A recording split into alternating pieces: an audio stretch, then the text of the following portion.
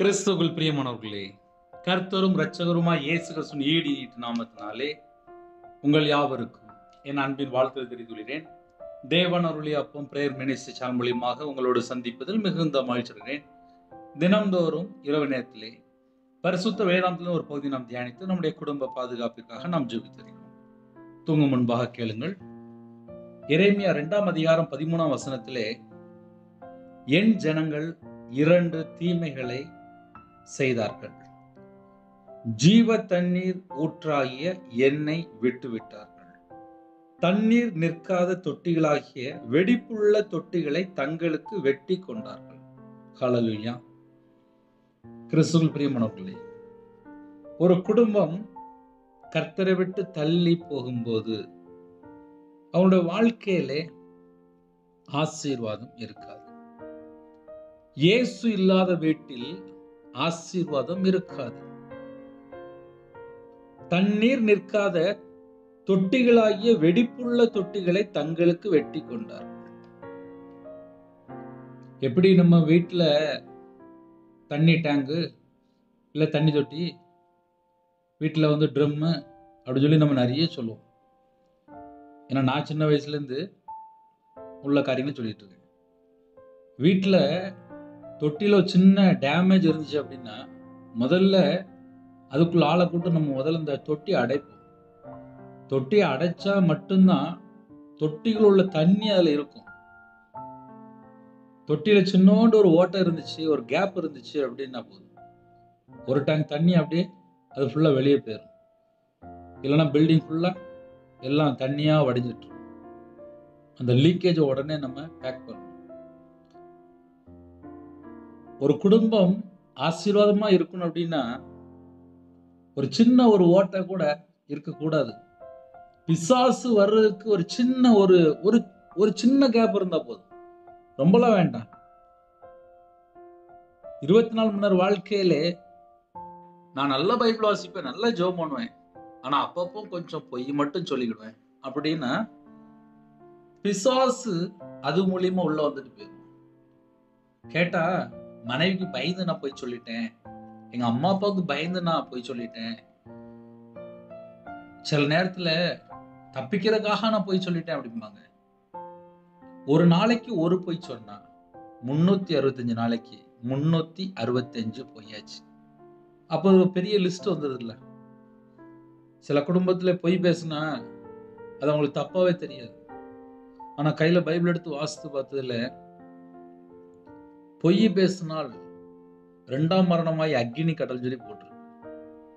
இன்னைக்கு இயேசுவை சொந்த இரட்சகரா ஏற்றுக்கொண்டு ஞானஸ்நானம் எடுத்து சர்ச்சைக்கு போற பிள்ளைகள் தான் ஒரு விஷயத்தை சமாளிக்கிறதுக்காக மனுஷனுக்கு பயந்து அடிக்கடி இதை பொய் பேசியிருந்தாங்க. அது மூலியமா பிசாசு உள்ள வந்துடும். அப்ப கர்த்தருடைய பிள்ளைகள் என்ன செய்யக்கூடாது அப்படின்னா பொய் பேசக்கூடாதான். இந்த கடைசி காலம் எல்லா பக்கமும் இஷ்டம் போல வாழ்றாங்க. ஆனா கர்த்தருடைய பிள்ளைகள் அப்படி வாழலாமா? நம்ம அதை மட்டும் தான் யோசித்து பார்க்கணும். ஏன்னா ராத்திரி படுத்து தூங்கும்போது என் கூட இயேசு இருக்கணும் அப்படின்னு நினைச்சாச்சு அப்படின்னா அவங்களோட வாழ்க்கையும் அதே போல இருக்கணும்ல. ஒரு குடும்பத்துல கணவன் மனைவி ஒண்ணு போல சந்தோஷமா உயிரோடு இருக்கனாலெல்லாம் வாழணும் அப்படின்னா அவங்க 2 பேருக்குள்ள ஒரு ஒற்றுமை இருக்கணும், ஒரு ஐக்கியம் இருக்கணும், ஒரு அன்பு இருக்கணும், ஒரு பாசம் இருக்கணும், ஒரு நேசம் இருக்கணும். மனைவிக்கு உடம்பு சரியில்லை அப்படின்னா டக்குன்னு உடனே எங்க கூட்டு போகணும்னு சொல்லி உடனே பார்க்கணும். கணவர் உடம்பு சரியில்லையா உடனே அவங்கள கூட்டு போகணும். பிள்ளைகளுக்கு உடம்பு சரியில்லையா உடனே அவங்கள கூட்டு போகணும். ஒரு குடும்பம் அப்படின்னா ஒரு சின்ன பலவீனம் வந்துட்டுனா போதும், அதுக்கப்புறம் உடனே வெளியில கூட்டு போயிடுவாங்க. இரவு நேரத்துல கர்த்தருடைய பிள்ளைகள் பல சூழ்நிலையில இணைந்திருப்பீங்க. என் கூட இயேசு கிறிஸ்து இருக்கணும் அப்படின்னா என்னுடைய வழிகள் எல்லாம் அவர் பார்ப்பாரு. பகல் நேரத்துல வெளியில போகும்போது அநியாயமா சம்பாதிக்க போயிடுவாங்க. அநியாயமா சம்பாதிச்சுட்டு நைட் நேரத்துல மறுபடியும் உட்காந்து புலம்பிட்டு இருப்பாங்க. சில குடும்பத்துல ஜெபகுறிப்பு வரும்போது நைட்லாம் தூக்கம் வரல பிரதர் அப்படிம்பாங்க. அவங்களோட வாழ்க்கையில என்ன பிரச்சனை சொல்லி பார்த்தா விக்கிரத்துக்கு அடிமையா இருப்பாங்க. எங்கேயாவது ஒரு பிரச்சனைல போய் அடிமையா இருப்பாங்க. நம்ம நைட் நேரத்துல கர்த்தருடைய பிள்ளைகள் யாரெல்லாம் இணைந்திருக்கிறீங்களோ, என் ஜனங்கள் 2 தீமைகளை செய்தார்கள். 2 தீமைகளை செய்தார்கள்.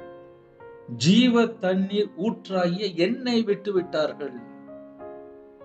ஒரு குடும்பம் கர்த்தரை விசுவாசிக்காமல் மனுஷனை விசுவாசிச்சு மனுஷன் முன்னாடி போயிருந்தாங்க, மனுஷனை நம்பி போயிருந்தாங்க. சில குடும்பத்துல அவிசுவாசம் வந்துருது. நம்பிக்கை கர்த்தர் மேல இருந்தால் அது வெடிப்புள்ள தொட்டி கிடையாது. நம்பிக்கை கர்த்தர் மேல வைக்காமல் மனுஷன் பின்னாடி போகும்போது அது வெடிப்புள்ள தொட்டியா மாறிடும். ஏன் ஒரு மனுஷனுடைய வாழ்க்கையில வெடிப்பு வருது, பிரச்சனை வருது, போராட்டம் வருது? நம்ம நார்மலா யோசித்து பார்ப்போமே. என் ஜனங்கள் 2 தீமைகளை செய்தார்கள். 2 தீமைகள். அந்த 2 தீமைகள்னா என்ன அப்படின்னா, ஜீவ தண்ணீர் ஊற்றாகிய எண்ணெய் விட்டு விட்டார்கள். எண்ணெயை விட்டுட்டாங்க.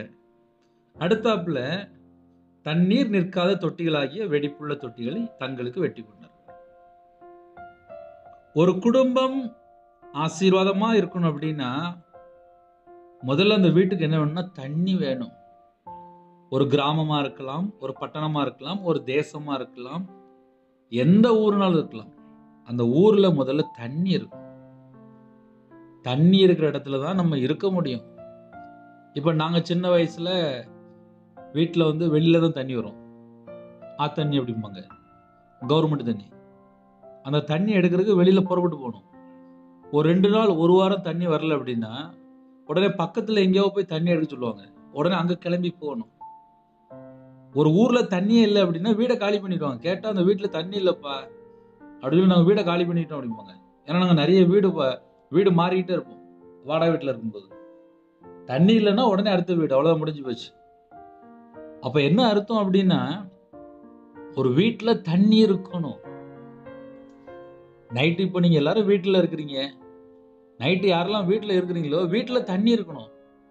தண்ணி இல்லைன்னா முதல்ல தண்ணியை போய் நம்ம வாங்க போயிடும். ஒண்ணு விலை கொடுத்து வாங்க போயிடும், இல்லைன்னா பக்கத்து வீட்டுல தண்ணி வேணும்னு சொல்லி கேட்போம். தண்ணி தான் ஃபர்ஸ்ட். நம்ம உயிர் வாழணும் அப்படின்னா சாப்பாடு, தண்ணி, இது 2 மெயின். ஜீவ தண்ணீர் ஊற்றாகி என்னை விட்டு விட்டார்கள். ஒரு மனுஷனுக்கு என்ன வேணும் அப்படின்னா ஜீவனோட நாளெல்லாம் தண்ணி வேணும்பா. தண்ணி வேணும். நம்ம உயிரோட நாளெல்லாம் தண்ணி வேணும். இன்னைக்கு கர்த்தரை விட்டு விட்டதுனால நிறைய குடும்பத்துக்குள்ள வெட்கம் வந்துருது. கர்த்தரை விட்டு விட்டதுனால பிரச்சனை வந்துருது. எரேமியா 17ஆம் அதிகாரம் 13ஆம் வசனத்திலே, இஸ்ரவேலின் நம்பிக்கையாகிய கர்த்தாவே, உம்மை விட்டு விலகிற யாவரும் வெட்கப்படுவார்கள். கர்த்தரை விட்டு விலகிற யாவரும் வெட்கப்படுவார்கள். யாரா இருந்தாலும் சரி, எந்த நாட்டுக்குள்ள இருந்து இந்த செய்தி கேட்டாலும் சரி, ஐயா நான் கர்த்தரை விட்டுட்டு வாழ்றேன் ஐயா அப்படின்னா அவங்களோட வாழ்க்கையில என்ன இருக்கும் அப்படின்னா வெட்கம் இருக்கும். என் வாழ்க்கையில வெட்கம் வந்துச்சுப்பா. நான் 2015 தான் கையில பைபிள் எடுத்து வாசிக்க ஆரம்பிச்சேன். அதுக்கப்புறம் தான் கர்த்தரை தேட ஆரம்பிச்சேன். ஒரு வசனத்துக்கு கீழ் படியலன்னா உடனே பிசாசு உள்ள வந்துருவான். இன்னைக்கு கர்த்தருடைய பிள்ளைகளுக்கு கர்த்தரை குறித்து ஒரு பயம் இல்லை. வேதத்தை நேசிக்க மாட்டுக்காங்க, வேதத்தை வாசிக்க மாட்டுக்காங்க, வேதத்தை தியானிக்க மாட்டுக்காங்க. தேவன் துக்கப்படுவார். தேவன் வார்த்தையா இருக்கிறார். அவருடைய வார்த்தையை நேசிக்கும் போதுதான் மிகுந்த சமாதானம். இன்னைக்கு ஒரு குடும்பம் வெளிச்சமா இருக்கணுமா, வாழ்க்கை ஆசீர்வாதமா இருக்கணுமா, சமாதானமா இருக்கணுமா, வார்த்தையாகிய தேவன் நமக்குள் இருக்கிறாரா? அவருடைய வார்த்தைக்கு நம்ம எந்த அளவுக்கு முக்கியத்துவம் கொடுக்கிறோம்? சில குடும்பத்துல நல்ல கையில பைபிள் எடுத்து வாசிச்சுடுவாங்க. ஆனால் வீட்டுல ரொம்ப கடன் பிரச்சனையா இருக்கும், ரொம்ப போராட்டமா இருக்கும். யாரும் கணவர் ரட்சிக்கப்பட்டிருக்க மாட்டாங்க, பிள்ளைகள் ரட்சிக்கப்பட்டிருக்க மாட்டாங்க.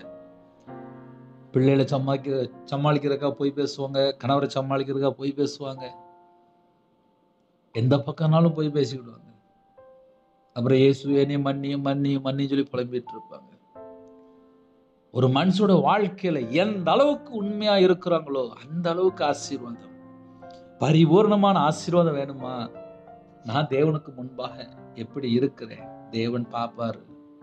அதனால இரவு நேரத்திலே இன்னைக்கு செய்தி என்ன பிரதர் அப்படின்னா, ஒரு மனுஷன் கர்த்தரை விட்டு விட்டான் அப்படின்னாலே அவனோட வாழ்க்கையில முதல்ல ஆசீர்வாதம் இருக்காது. உண்மையதான் சொல்றேன். ஜீவ தண்ணீர் ஊற்றாகிய என்னை விட்டு விட்டார்கள், கர்த்தரை விட்டு விட்டார்கள். அதுக்கு அடுத்தாப்புல எரேமியா 17:13 அழகா விவரமா எழுதப்பட்டிருக்கு. இஸ்ரவேலின் நம்பிக்கையாகிய கர்த்தாவே, உம்மை விட்டு விலகிற யாவரும் வெட்கப்படுவார்கள். அப்ப கர்த்தரை விட்டு தள்ளி போகும்போது என்ன வரும் அப்படின்னா வெட்கம் வரும். ஒரு மனுஷனுடைய வாழ்க்கையில ஏன்பா வெட்கம் வருது அப்படின்னா, அவன் கர்த்தரை விட்டு தள்ளி போயிட்டான். அதனால அவனுடைய வாழ்க்கையில ஒரு வெட்கம் வருது, ஒரு அவமானம் வருது, ஒரு நிந்தை வருது. அவர்கள் ஜீவனுள்ள தண்ணீரின் ஊற்றாகிய கர்த்தரை விட்டு விலகி போனபடினால் உம்மை விட்டு அகன்று போகிறவர்களின் பெயர் புழுதியில் எழுதப்படும். அவங்களுக்கு பரலோகம் கிடையாது, மோட்சம் கிடையாது, சொர்க்கம் கிடையாது. கர்த்தருடைய பிள்ளைகளுக்கு கர்த்தரை குறித்து ஒரு பயம் இல்லை. எப்படினாலும் வாழலாம், நம்ம தான் கிருபையின் காலத்துல தானே வாழ்றோம், இயேசு மன்னிச்சுருவாருன்னு சொல்லிட்டு நல்ல இஷ்டம் போல வாழ ஆரம்பிச்சாச்சு. பைபிள் அப்படி எங்கேயாவது சட்டம் இருக்கா இஷ்டம் போல வாழ்றதுக்கு? இந்த கடைசி காலத்துல துணிகரமா போதிக்கிற கள்ள ஊழியர்கள் இருக்கிறாங்க, கள்ள போதகர்கள் இருக்காங்க, கள்ள சுவிசேஷர்கள் இருக்காங்க, கள்ள அப்போஸ்தலர் இருக்கிறாங்க, இஷ்டம் போல போதிக்கிறாங்க. பைபிள் அப்படி எங்க சட்டம் இருக்கு? துணிகரமா போதிச்சால் சடிதில மரணம் தான் வரும். கர்த்தருடைய வார்த்தைக்கு கீழ்ப்படிந்து கை கொண்டு உண்மையா வாழ்ந்தா மட்டும்தான்ப்பா பரலோகம். பழைய ஏற்பாட்டிலே 6 லட்சம் புருஷர்களை முன்னாங்க. காலேப்பு, யோசுவா 2 பேர் தான். அப்புறம் 20 வயசு கீழே உள்ள பிள்ளைகள், நன்மை தீமை, மற்றவங்களை எங்க போயிட்டாங்க? அதனால கர்த்தருடைய பிள்ளைகள் இரவு நேரத்திலே இணைந்திருக்கிற பிள்ளைகள் நம்ம என்ன செய்யறோம்? இஸ்ரவேலின் நம்பிக்கையாகிய கர்த்தாவே, உம்மை விட்டு விலகிற யாவரும் வெட்கப்படுவார்கள். ஐயா, நான் கர்த்தரை விட்டு நான் விலகிதான் ஏன் வாழ்றேன் அப்படின்னா அந்த வீட்டுக்குள்ள வெட்கம் இருக்கும். இந்த வெட்கம் அப்படின்னா நம்ம இன்னும் கொஞ்சம் ஆழமா கொஞ்சம் போய் யோசிக்கணும். அப்படின்னா ஒரு வீட்டுல தண்ணி இல்லை, பக்கத்து வீட்டுல கேட்பாங்க, ஏன்பா உங்க வீட்டுல தண்ணி இல்லையாப்பா? ஆமாண்ணே, எங்க வீட்டுல தண்ணி இல்லைண்ணே, 2 நாளா தண்ணி இல்லைண்ணே, 3 நாளா தண்ணி இல்லைண்ணே. அப்புறம் சாப்பாட்டுக்குள்ள என்ன பண்ணிட்டீங்க? தண்ணி வெளியில போய் அப்படியே அங்க ஆத்துல போய் குளிச்சுட்டு வரோம்னே அப்படிம்பாங்க. வீட்டுல தண்ணி இல்லை, ஆத்துல போய் தான் துணிலாம் துவைச்சிட்டு வரோம்னே, வீட்டுல தண்ணி இல்லைண்ணே அப்படிம்பாங்க. பக்கத்து வீட்டுல பார்த்தா நல்லா போர் போட்டு நல்லா ஆத்து தண்ணி எல்லாம் வந்துட்டு, ஆனா இவங்க வீட்டுல பார்த்தா தண்ணி இருக்காது. ஒரு மனுஷனுடைய வாழ்க்கையில இயேசு கூட இருக்கும்போது ஆசீர்வாதம், ஐஸ்வர்யம், செல்வம், பொக்கிஷம் எல்லாம் வீட்டுக்குள்ள வந்துடும். கர்த்தருடைய பிள்ளைகள் நல்ல முக்கியமான பாயிண்ட் பேசிட்டு இருக்கேன். என் கூட இயேசு கிறிஸ்து இருப்பாரானால், ஜீவனுள்ள தேவன் இருப்பாரானால், என்னுடைய வாழ்க்கை அவருக்கு பிரியமானபடி இருக்கும். இன்னைக்கு நிறைய குடும்பத்துல கர்த்தரை விட்டு தள்ளி போறதுக்கு காரணம் என்ன அப்படின்னா, அவங்க கர்த்தரை மறந்துட்டாங்க. கர்த்தரை மறந்தாச்சு அப்படின்னாலே அவங்களோட வாழ்க்கையில் ஒரு செழிப்பு இருக்காது, ஆசீர்வாதம் இருக்காது. இன்னைக்கு நிறையவருடைய வாழ்க்கையில செழிப்பு இல்லை. ஒரு வேதனையான விஷயம், சில குடும்பத்துல ஆசீர்வாதமே இல்லை, சில குடும்பத்துல பஞ்சம் மட்டும்தான் இருக்கு, சில குடும்பத்துல தரித்திரம் மட்டும்தான் இருக்கு. எதனால நம்ம நார்மலா யோசித்து பார்ப்போமே. ஏன் நம்ம வீட்டுல ஒரு சின்ன பிரச்சனை வருது, ஜெபம் பண்ணி தேவனுடைய சமூகத்துல விசாரிச்சால் அதுக்கு உடனே பதில் தாராரு. எந்த காரியம் வந்தாலும் சரி, 1/2 மணி நேரம் முழங்கால நின்று, அப்பா நான் இப்படி ஒரு தப்பு பண்ணிட்டேன்ப்பா, என்னை மன்னிச்சிருங்கப்பா, உங்களை விட்டு நான் வழி விலகிட்டேன்ப்பா, என்னோட வாழ்க்கையில ஒரு வெட்கம் வந்துட்டுப்பா, நான் உங்களை விட்டு விலகி போயிட்டேன்ப்பா. தண்ணீர் நிற்காத தொட்டிகளாகிய வெடிப்புள்ள தொட்டிகளை தங்களுக்கு வெட்டி கொண்டார்கள் அப்படின்னு என்ன தெரியுமா அர்த்தம்? அவங்களுக்காக ஒரு வழியை உருவாக்கி கொண்டார்கள். அவர்களுக்காக இன்னைக்கு நைட் நேரத்துல நம்ம இயேசுக்கா வாழ்றோமா? இல்லை நமக்கா வாழ்கிறோமா? சில குடும்பத்தில் சுயம் போகவே மாட்டுது. சில குடும்பத்தில் தனக்கு தனக்கு தனக்கு மட்டும்தான் வாழ்றாங்க. இயேசுக்காக சில குடும்பம் தான் வாழ்றாங்க. வாழ்க்கை இயேசுக்காக இருக்கா? தண்ணீர் நிற்காத தொட்டிகளாகிய வெடிப்புள்ள தொட்டிகளை தங்களுக்கு வெட்டி கொண்டார்கள். அப்படின்னா என்ன அர்த்தம்? அப்படின்னா கர்த்தரை விட்டு தனியா போய் ஒரு ப்ரோக்ராம் போட்டாச்சுன்னு அர்த்தம். அங்க கர்த்தர் கூட இல்லைன்னு அர்த்தம்.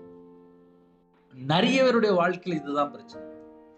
நிறைய பேருடைய வாழ்க்கையில் ஏன்னா இஷ்டம் போல ஒரு ப்ரோக்ராம் போட்டுருவாங்க.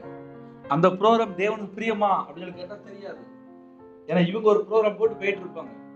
லாஸ்ட் பிரச்சனை வந்த உடனே ஐயோ எனக்கு முடியலன்னு சொல்லி புலம்புவாங்க. நிறைய வாழ்க்கையில ஏன் புலம்பல், ஏன் வெட்கம் வருது, ஏன் நிந்தை வருது, ஏன் அவமானம் வருது? என்ன காரணம்? கர்த்தர் இல்லை. கர்த்தர் நிக்காத இடத்துல நம்ம இருக்கக்கூடாது. கர்த்தர் இல்லாத இடத்துல நம்ம இருக்கக்கூடாது. இன்னைக்கு கர்த்தருக்கு பிரியமில்லாத ஒவ்வொரு காரியத்தை செஞ்சுட்டு அப்புறம் என் வாழ்க்கையில எனக்கு புலம்பல் புலம்பல் புலம்பல் சொல்லி புலம்பிட்டு இருப்பாங்க. வேண்டாம். இந்த இரவு நேரத்துல யார் இந்த செய்தி கேட்டாலும் சரி, கர்த்தருடைய பிள்ளைகள் கர்த்தர் பக்கம் நம்ம இருக்கும்போது மட்டும்தான் ஆசீர்வாதம். சில குடும்பத்துல கர்த்தரை விட்டு தள்ளி போய் அவனோட வாழ்க்கையில நிறைய ஆபத்து நிறைய ஆபத்து நிறைய ஆபத்து. இந்த இரவு நேரத்திலே கர்த்தர் பக்கம் தான் நம்ம இருக்கிறோமா? அதை மட்டும் நம்ம யோசிச்சு பார்க்கணும். அவர்கள் ஜீவ தண்ணீரின் ஊற்றாகிய கர்த்தரை விட்டு விலகி போனபடியால் உம்மை விட்டு அகன்று போயிரும் பெயர் புழுதியில் எழுதப்படும். மண்ணுல எழுதப்படுமா? பரலோகம் கிடையாது அப்படின்னு அர்த்தம். ஏன்னா அவன் கர்த்தரை விட்டு தள்ளி போயிட்டான்ப்பா. அவன் சுயமா அவன் யோசித்து போயிட்டான். அவன் தனக்குன்னு வாழ போயிட்டான். அவன் கர்த்தரை விட்டு இஷ்டம் போல வாழ போயிட்டான். அவன் அவனுக்காக மட்டும்தான் வாழ்ந்துட்டு இருக்கான். இயேசுக்காக அவன் வாழல. அதனால வரக்கூடிய தண்டனை. அவர்கள் ஜீவனுள்ள தண்ணீரின் ஊற்றாகிய கர்த்தரை விட்டு விலகி போனபடியால் உம்மை விட்டு அகன்று போயிரும் பெயர் புழுதியில் எழுதப்படும். அப்படிதான் வசனம் போட்டிருக்கு. எபிரேயர் 3:12 சகோதரரே, ஜீவனுள்ள தேவனை விட்டு விலகுவதற்கு ஏதுவான அவிசுவாசம் உள்ள பொல்லாத இருதயம் உங்களில் ஒருவனுக்குள்ளும் இராதபடிக்கு நீங்கள் எச்சரிக்கையாயிருங்கள். ஜீவனுள்ள தேவனை விட்டு விலகுவதற்கு ஏதுவான அவிசுவாசம் உள்ள பொல்லாத இருதயம்.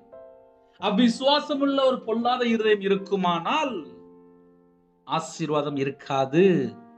அவிசுவாசம் ஒரு மனுஷனுக்குள்ள இருந்துச்சு அப்படின்னா அவன் வெடிப்புள்ள தொட்டியில இருக்கான்னு அர்த்தம். ஏன்னா சில குடும்பத்துல வெடிப்புள்ள தொட்டினா என்ன பிரதர் அர்த்தம் அப்படிம்பாங்க. கர்த்தரை விட்டுட்டான் அப்படின்னாலே அவன் அவிசுவாசத்துல கிடக்குறான். ஒரு மனுஷன் நம்பிக்கை கர்த்தர் மேல இருந்துச்சுன்னா செழிப்பான். கர்த்தர் மேல நம்பிக்கை இருந்துச்சு அப்படின்னா அவனோட வாழ்க்கை ஜீவ தண்ணீர்ல ஊற்று புறப்படும். இருதயத்துக்குள்ள இருந்து புறப்படும். இன்னைக்கு நிறைய குடும்பத்துக்குள்ளே இருதயத்துக்குள்ள வசனமே இல்லை. இருதயம் ஃபுல்லா பொல்லாங்கினாலே, அசுத்தத்தினாலே, அருள்பினாலே, அக்கிரமத்தினாலே, பாவத்தினாலே, கசப்புனாலே, வெறுப்புனாலே எத்தனை காரியம் இருதயத்துக்குள்ளே. இது எல்லாம் எந்த லிஸ்ட்ல உள்ள வருது? தண்ணீர் நிற்காத தொட்டிகளாகிய வெடிப்புள்ள தொட்டிகளை தங்களுக்கு வெட்டி கொண்டார்கள். இரவு நேரத்திலே சின்ன பாயிண்ட் தான் சொல்லியிருக்கேன். வெடிப்புள்ள தொட்டி, ஜீவ தண்ணீர் ஊற்றாகிய எண்ணெய் விட்டு விட்டார்கள். வெடிப்புள்ள தொட்டியை தெரிஞ்சுக்கிட்டாங்கப்பா. அதனால அவங்க வீட்டுல பிரச்சனை அப்படின்ட்டு. ஒருவேளை இந்த இரவு நேரத்துல என் வாழ்க்கை இருந்து பிரச்சனை சரியாகணும் அப்படின்னா நம்ம என்னதான் யோசித்து பார்க்கணும். என் வாழ்க்கை கர்த்தருடைய கையில இருக்கா? இல்ல நான் இஷ்டம் போல போயிட்டு இருக்கிறேன்னா? நான் இஷ்டம் போல தான் வாழ்றேன்னா இல்ல உண்மையிலே பைபிள்ல போட்டது போல என் வாழ்க்கை கர்த்தருடைய கையில தான் இருக்கா? கர்த்தருடைய கரத்துக்குள்ள இருக்கிறேனா? ஏன்னா சில குடும்பத்துல கர்த்தருடைய கரத்தை விட்டு தள்ளி எங்கேயோ ஓடிட்டு இருப்பாங்க. அவங்க வேற வழியில போயிட்டு இருப்பாங்க. அவங்க இஷ்டம் போல வாழ்ந்துட்டு இருப்பாங்க. கர்த்தரை விட்டு வேற வழியில போயிட்டு இருப்பாங்க. அங்க கர்த்தர் இருக்க மாட்டார். இரவு நேரத்துல சின்ன ஜெபம் முடிக்க போறேன். கேளுங்க. உங்க குடும்பம் ஆசீர்வாதமா இருக்கணும் அப்படின்னா தேவன் பக்கம் மனம் திரும்புங்க. நாளைக்கு தூத்துக்குடியில ஊழியம் இருக்கு. அதனால ஜெபித்துக் கொள்ளுங்கள். உபவாச மீட்டிங். ஒருவேளை நீங்க வரணும் அப்படின்னு நினைச்சீங்க அப்படின்னா என் நம்பர்ல கூப்பிடுங்க.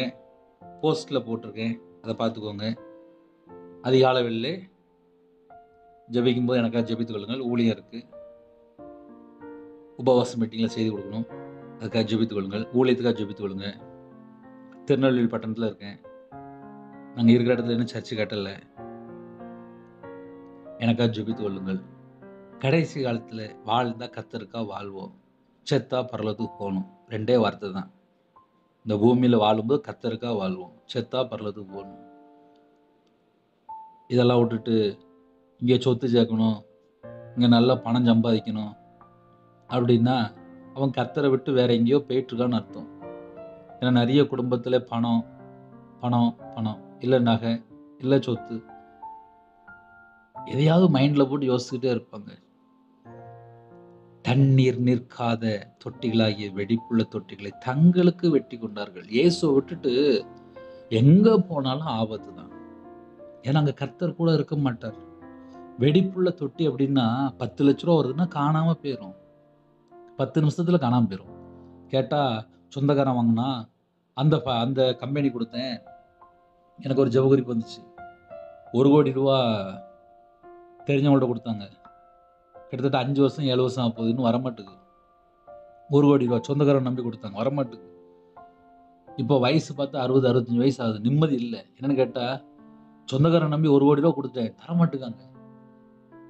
கர்த்தர்கிட்ட கேட்டாங்களா? 1 கோடி ரூபா கொடுக்கும்போது 1 கோடி ரூபா கொடுக்கும்போது கேட்டாங்களா? பண ஆசையில் தூக்கி கொடுத்துட்டாங்க. கேட்டால் நிறைய வட்டி வரும், நிறைய பணம் வரும், நிறைய எக்ஸ்ட்ரா வரும். ஆசை, பண ஆசை. அந்த குடும்பத்துக்கு தேவன் கூட இருக்கும்போது சகல செழிப்பும் கொடுத்தாரு. இப்போ 1 கோடி ரூபா வெளியில் கொடுத்ததுனால இவங்களுக்கு நிறைய லட்சமாக கடன் வந்துட்டு. பண ஆசை. என் கூட இயேசு கிறிஸ்து இருந்தால் தூங்கி எந்திரிக்கும் போது அவர் தான் எல்லாமே எனக்கு வழி நடத்துவார். நாளைக்கு தினம் கர்த்தர் பார்த்து கொள்வார். அந்த நம்பிக்கை இருக்கணும். ஜெபிப்போமா? சின்ன ஜெபமணி முடிக்க போகிற இருக்க இடத்துல கண்களை மூடி நாம் ஜெபம் செய்வோம். அன்பின் கர்த்தாவே, நன்றியோடு துதிக்கிறோம், சுதிக்கிறோம்ப்பா. கொடுக்கப்பட்ட சத்தியத்துக்காக ஸ்தோத்திரம்ப்பா. ஜீவ தண்ணீர் அப்பா நீங்கள் தான்ப்பா. எங்கள் இதயத்துக்குள்ளே நீங்கள் இருக்கிறீங்கப்பா. உங்களை விட்டு தள்ளி போகிற தண்ணீர் நிற்காத தொட்டிகளாகிய வெடிப்புள்ள தொட்டியாக நாங்கள் இருக்கக்கூடாது. எங்களுக்கு அது வேண்டாம்ப்பா. இரவு நேரத்தில் யாரெல்லாம் கேட்டாங்களோ அவங்க இருதயத்துக்குள்ளே இயேசு கிறிஸ்து இருக்கணும், அவங்க வீட்டுக்குள்ளே இயேசு கிறிஸ்து இருக்கணும், எங்கள் வாழ்க்கையில் இயேசு கிறிஸ்து இருக்கணும், எங்கள் குடும்பம் கர்த்தருடைய கரத்தில் இருக்கணும். அந்த கிருபை தாங்க. இந்த நாள் முழுவதும் பாதுகாத்த கிருபைக்காக நன்றி. இரவு நேரத்தில் இன்பமான தூக்கம் தாங்க. வரக்கூடிய காரியத்தை வெளிப்படுத்துங்க. தேவையில்ல சொப்பனங்கள் எல்லாவற்றையும் விளக்கிருங்க. யாரெல்லாம் சரீரத்தில் பலவீனத்தோடு படுத்த படுக்கையில் அவசர சிகிச்சையில் ஹாஸ்பிட்டல் இருக்காங்களோ கர்த்தருடைய கரம் பிள்ளைகளை தொட்டு சுகமாக்கி தரட்டும். நைட் ஷிஃப்ட்டில் இருக்காங்க, நைட்டு டிரைவிங் லைனில் இருக்காங்க, கர்த்தருடைய கரம் பிள்ளைகளோட கூட இருக்கணும். சகல விதமான பாதுகாப்பு பிள்ளைகளுக்கு கட்டளையிடுங்க. யாரெல்லாம் ஜெபிகளோட தீர்க்காயுசை கட்டளையிடுங்க. நிறைய குடும்பத்தில் தரித்திரம், கஷ்டம், பிரச்சனை, கடன் பிரச்சனை, கண்ணீர் வாழ்க்கை, குடும்பத்தில் கணவரால் கைவிடப்பட்ட நிலைமை, விதவையாக இருக்காங்க, திக்கற்ற பிள்ளையா இருக்காங்க, குடும்பம் ரட்சிக்கப்படாமல் இருக்குது. சில குடும்பத்தில் விக்கிர வழிபாடில் இருக்காங்க, தவறான அடிமையிலே, பாவ அடிமையில, சில குடும்பத்தில் மதுபான அடிமையிலே, போதை அடிமையில, பல பாவ அடிமையில வாழ்ந்துட்டு இருக்காங்க. அந்த குடும்பத்துக்கு விரோதமாக எந்தெந்த ஆவியில் கிரியை செய்து கொண்டிருக்கோ இயேசு கிறிஸ்து ரத்தத்தினாலே, இயேசு கிறிஸ்து நாமத்தினால எந்தெந்த குடும்பத்துக்கு விரோதமாக கிரியை செய்து கொண்டிருக்கோ அந்த எல்லா சபிக்கப்பட்ட எல்லா பொல்லாத ஆவிலும் இயேசு கிறிஸ்து நாமத்தினாலே சுட்டெரிக்கப்படட்டும். இயேசு கிறிஸ்து நாமத்தை சுட்டெரிக்கப்படட்டும். ஒவ்வொரு குடும்பத்துக்கு விரோதமாக கிரியை செய்ய எல்லா பொல்லாத ஆவிலும் இயேசு கிறிஸ்து நாமத்தை சுட்டெரிக்கப்பட்டு ராஜா தேவன் அருளே. அப்போ மினிஸ்டர்ல உங்களுடைய கரத்தை அப்படின்னும் அப்புறஜமான ஊழியக்காரப்பா கற்பத்தினியா ஜுபிராங்க. கத்தர் மனமரங்க, மாசமா இருக்காங்க, கத்தர் ஆசுரிங்க, டெலிவரி போறாங்க, பரம வைத்தியர் கூடங்க. பிள்ளைகளோட வாழ்க்கையில எந்த குடும்பத்தில் எந்த உபத்திரத்தில் கண்ணீரோடு இருக்காங்களோ அந்த கண்ணீரை தொடங்க. வேற வேற நாட்டுக்குள்ள வேற வேற சூழல் இணைந்திருக்காங்க, கர்த்தரோடு இணைந்திருக்கிற ஒரு வாழ்க்கை தாங்க உம்முடைய கரத்தில் இருப்பீங்க. துதிகன மகிமை எல்லாம் ஒவ்வொருக்கே செலுத்திடுவோம். இயேசு கிறிஸ்து பிதாவே ஆமென். தேவனுக்கே மகிமை உண்டாதாக. கர்த்தர் தாமே உங்களை உங்கள் குடும்பத்தில் சகல காரியத்திலும் சம்பூர்ணமாக திருப்தியாக கர்த்தர் கொடுங்க ஆசீர்வதிப்பாராக. ஆமென். கர்த்தராகிய இயேசுவின் கிருபையும் பிதாவாகிய அன்பும் பரிசுத்தமுடைய ஐக்கியமும் இப்பொழுது எப்பொழுது சதா காலங்களிலும் நம்ம கொடுப்பதாக. ஆமென். கிறிஸ்துவில் பிரியமானவர்களே, ஊழியத்துக்காக ஜெபித்துக் கொள்ளுங்கள். நாளைக்கு ஊழியருக்கு தூத்துக்குடி பகுதியிலே எனக்காக ஜெபித்துக் கொள்ளுங்கள். சர்ச்சில் கூப்பிட்டுருக்காங்க, எனக்காக ஜெபித்துக் கொள்ளுங்கள். ஒருவேளை நீங்கள் சர்ச்சுக்கு யாரும் வரணும் அப்படின்னா போஸ்ட்டில் பாருங்கள். கர்த்தர் உங்களையும் உங்கள் குடும்பத்தையும் ஆசீர்வதிப்பார். God bless you.